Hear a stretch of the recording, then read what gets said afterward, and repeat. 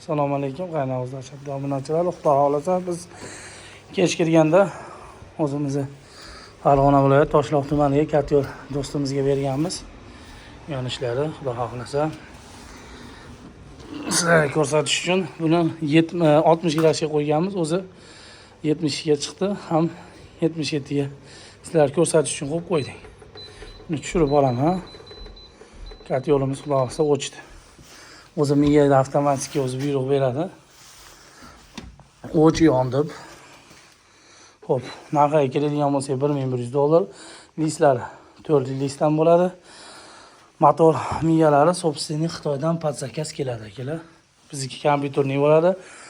O'sha katta ko'miraga mavodi ketib qolsa 3 marta oldiga, 3 marta orqaga qilib o'zi sindirib olib ketadi. Agar tosh bo'ladigan bo'lsa, o'zi xabar beradi, ero berib. Voy Katyolga qisilib qoldi toshki, olib tashadi, o'zi xabarini beradi. Xo'p, bu joy chiqsa 80 kvadrat chiqadi xolos. Masofasini hisobiga 100 kvadratlik ham yetadi. 80 kvadrat 150 talik berilgan. Nima uchun? O'zi bizda eng kichkinasi 150 talik turbosidan qo'yib berganmiz.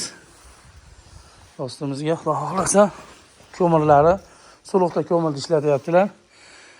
Rasxoti minimal 40 kilo. Bo'lmasa 30 kilo.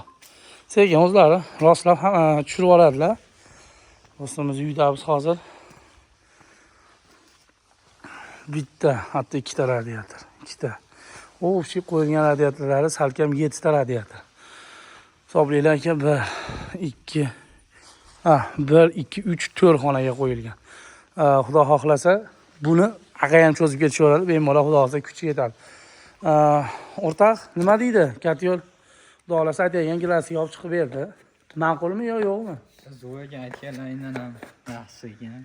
Tavsiya qilaman hammaga. Xudo xohlasa ko'mir ham yo'qlarini sozlab o'zimiz to'g'rilab berib ketdik. Pastda nomerda qoldiramiz. Like, podpiskani ayamaysizlar. Shu bola uchun ham bitta